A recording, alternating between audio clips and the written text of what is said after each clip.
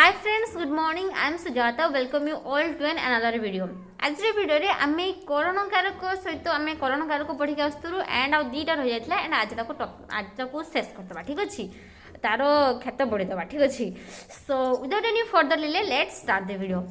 सो आमे ऑलरेडी कारक पढ़ुलु एंड कारकर चार्टा एस्पेक्ट को ऑलरेडी टच कर सारछु। कौन कौन से कर्ता कारक सारछु, कर्म कारक सारछु, करण कारक सारछु एंड संप्रदान कारक मध्य सारिछु। ठीक अच्छे। आज पढ़ा आपादन कारक एंड अधिकरण कारक। ठीक अच्छे। अच्छा, आपादन कारक कौन क्या कह जाए सपोज देखो मु डेफिनेशन पूरा माने मुखस्त करना से मतलब लोचा हो कनसेप्ट क्लीयर अच्छे से मुझे भाविकी कहूँ तो एमती भावे जो मुखस्त करके खुशी के आपन आगे कहूँ। ठीक अच्छे।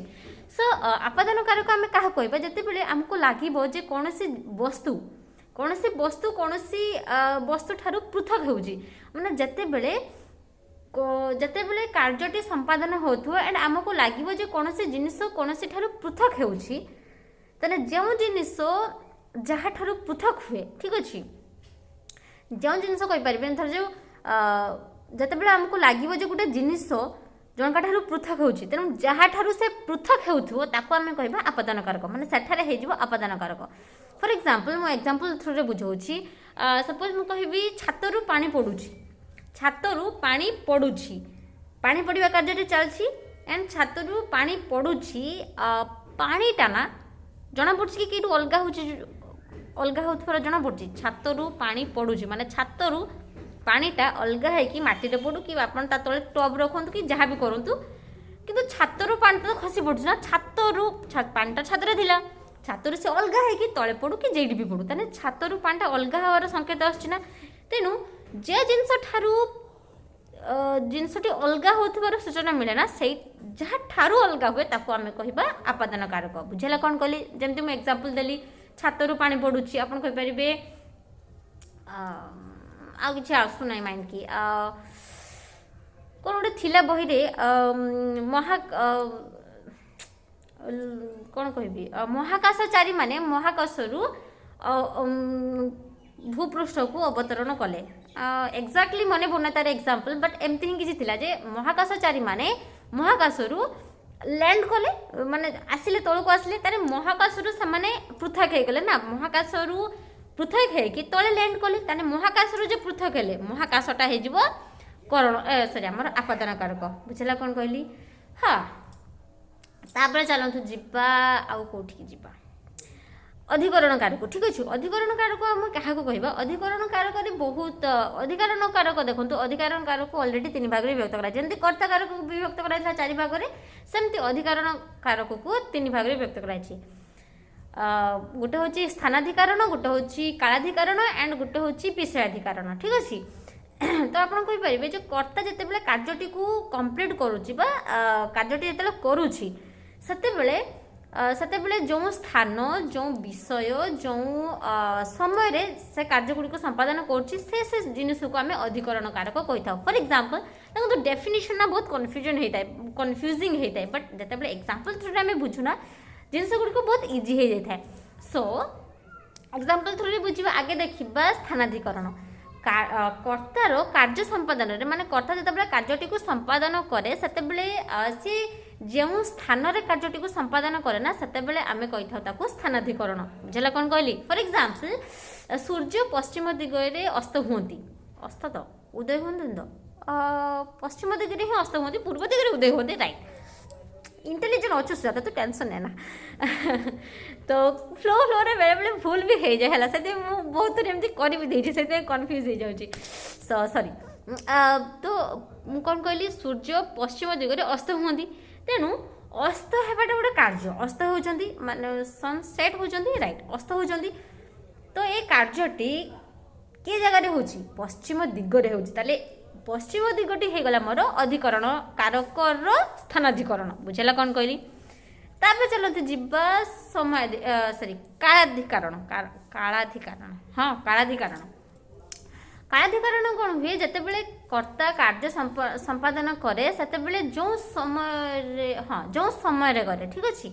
जो समय करे ताको आमे कहबा कालाधिकरण। फॉर एग्जांपल मु प्रथम जमती एग्जांपल कही मु प्रतिदिन सकाळे मॉर्निंग वॉक रे जाए ठीक अच्छे तो कार्य केते संपादन होची सकाळे संपादन होची है ना तो सकाळटा हो गला मोर अधिकरण कारक एंड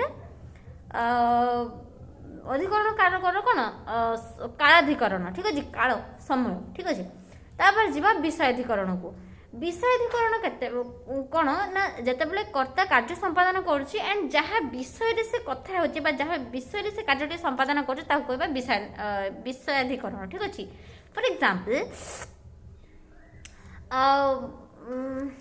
कौन कहबी धर मुझे कहबी जे रवींद्रनाथ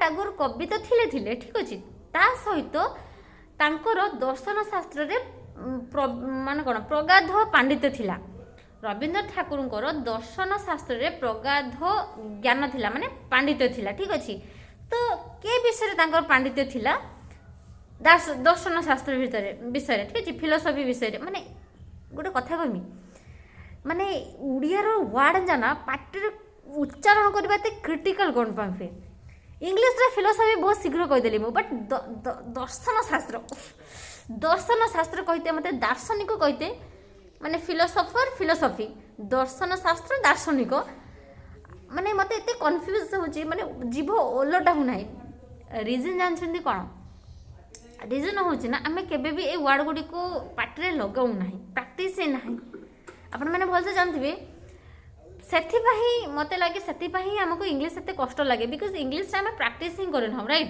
कारण जे वर्ड जे हमर प्रैक्टिस अछि देखंतु एबे ही मु कहि देली फिलोसफी बहुत इजीली बट दर्शन शास्त्र कहबा पे मते एते टाइम लागि जाउछि तो इंग्लिश से भी एई लो चाहिए माने प्रैक्टिस करले हमको सब हो जिवो ना हां की कीड़ा मोह मित्र भरी गई माने एठी उड़िया पढछि चलियले नि इंग्लिश कत की छाडो तेनु विषयानुधिकरण आपण विषयानुधिकरण ठीक अछि ओहो कौन कहते अधिकरण विषयाधिकरण ठीक ठीक विषयाधिकरण ठीक अच्छे सो ये है गला कारकर फुल तार विभक्तिकरण तार डेफिनेशन विथ एग्जांपल आपण मान को बुझीदेले ठीक अच्छे एंड एथरे किछि ट्रिक्स दरकार नाही बिकॉज मते लागुची जिनस गुडी को बहुत इजी आपण मान को उदाहरण सहित सब बुझा चेष्टा करेंगे आपंकर माइंड रे आराम से स्टोर होगी रही सो या परे विभक्ति स्टार्ट करी भावुची बट आपण मैंने तो कमेंट करेंगे जब कहे ताल करी कारण विभक्ति रे ना बहुत कन्फ्यूजिंग जिनस गुड़िक अच्छे जेटा कि विथ मेमोरी ट्रिक्स रे मन रखा जे थरे पढ़ो ना जीवन सारा जमी से मन रमती नुह कि कारण विभक्ति आपने जानते भलसे माने बहुत गुड़िक चिन्ह थाए ना कु ठारू कु रे द्वारा ए सबू बहुत गुड़िक थाए भले ही सेटा आपण मैंने कम्पिटेटिव एग्जाम रे भले ही ताको 1 मार्क 2 मार्क आसथाउ किंतु जिनस गुड़िक बहुत कॉम्प्लिकेटेड यार केते थर मन रखियो बट जदि आपण मैंने कमेंट करेंगे देन मु आपन को पई वीडियो तैयार करमी विथ मेमोरी ट्रिक्स एमती करबा जेमती लाइफ लॉन्ग ताको हमें मन रखिबा जे थरे पढ़िया ठीक अछि सो ऑलरेडी वीडियो 8 मिनिट रो हे गलानी मु ट्राई करूछि 10 मिनिट रो ठारू भी कम वीडियो तैयार करिया पे अधिक नुहे कारण वीडियो को बहुत बोरिंग हे जाय सो आज वीडियो एति कि नेक्स्ट वीडियो रे जदि आपण कमेंट कले ताहले मु विभक्ति रे वीडियो बनैबी नहले अकॉर्डिंग टू मी मु वीडियो तैयार करबी ठीक अछि सो आई होप आज वीडियो आपको पसंद आसी जदि भल लगी देन लाइक करूँ सांग सहित शेयर करूँ एंड सब्सक्राइब करने भूलु ना ठीक अच्छे ये जिन ना मुखज करते हुए भूली जाए कौन क्या कहते पड़े so thank you for giving your valuable time and watching this video patiently have a good day bye.